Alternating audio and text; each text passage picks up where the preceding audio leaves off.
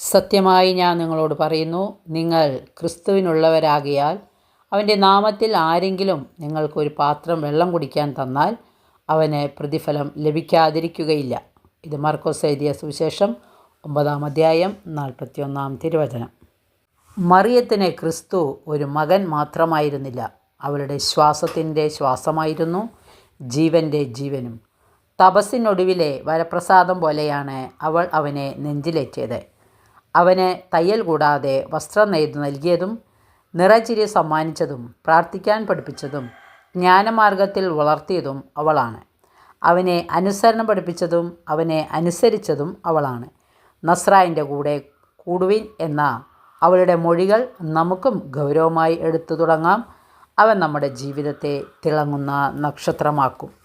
വചനം എല്ലാവർക്കും മനസ്സിലായി കാണുമെന്ന് വിശ്വസിക്കുന്നു. എല്ലാവർക്കും ഇഷ്ടപ്പെട്ടെങ്കിൽ ലൈക്ക് ചെയ്യുക. Okay, thank you, by.